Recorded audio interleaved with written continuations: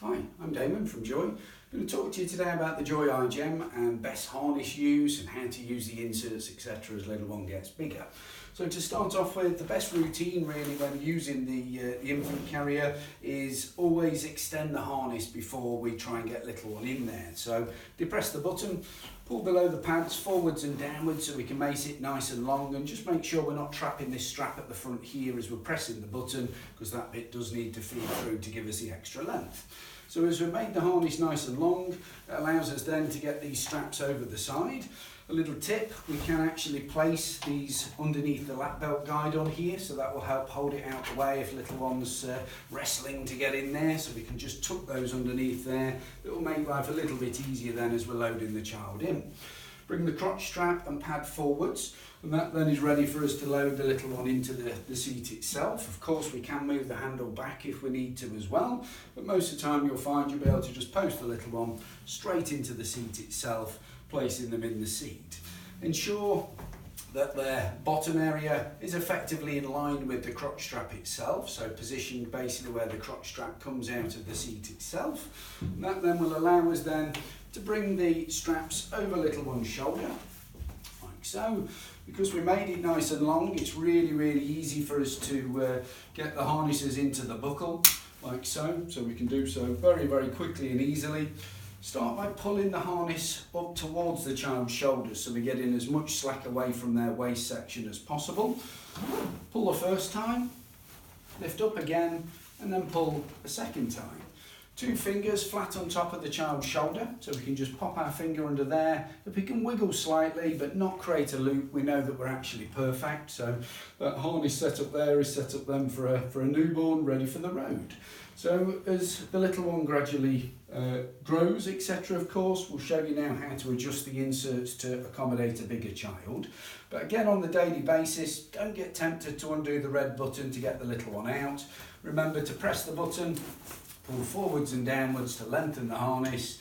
That then allows us to extend it, get those out, get little one's arms out really easily.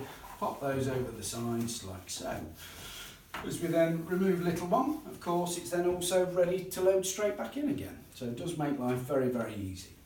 Now, as little one grows, we have got a two-stage progressive insert on this one. So we do have the head section. So this will tend to be the first part that comes out. Normally for most children, somewhere around about 4 months, maybe even up to 6 months. But that part there can be removed very quickly and easily, just with a couple of press studs.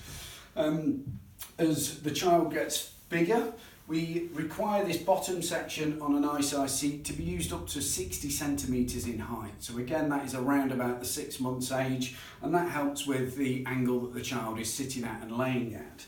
So when we are using this bottom section, we can still continue to lengthen the headrest, so we can still lift the headrest and continue to use this bottom wedge, say up and beyond that 60 centimetres in torso height, so approximately 6 months. For a much bigger child like we've got here, we would actually remove the insert, quite straightforward to do. We would simply just pull it out through from the crotch strap like so, and that will give us a much bigger cabin space for the larger child. As we then load the bigger child into the seat itself, the same kind of routine as before. If we have got the handle up, we can just post the little one inside of the seat itself, making sure then that those shoulder straps, of course, are coming up and over the child's shoulders, and adjust the headrest so that's sighted in the correct position. So to start with, we'll look to see where the crotch strap is, ensure baby's bottom is down in the base of the seat, and adjust this headrest system so that's effectively just down level with the child's shoulders. As we're in there now, we can again easily connect those together because we've made the harness nice and long, clip those into place, feed the slack up towards the shoulder area, pull on the front section, check again, so make sure that we have got all that slack from the lower waist area, and pull up a second time. Pad positioning, whatever size child we've got, we're looking for it to be at the top of the shoulder and just edging onto the chest section there. So we're always looking for those to be in that kind of positioning. And that's it, we're ready for the road again. So again, best routine to remove a bigger child is exactly the same. We press that button at the front, lengthening the harness as long as we can, Makes it much easier to get the little one's arms out. We can tuck those over and under the lap belt section there to make sure it stays as the child is removed, and then we're ready to extract the little one.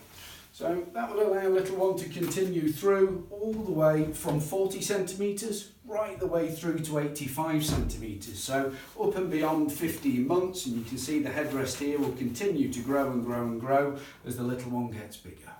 Thank you.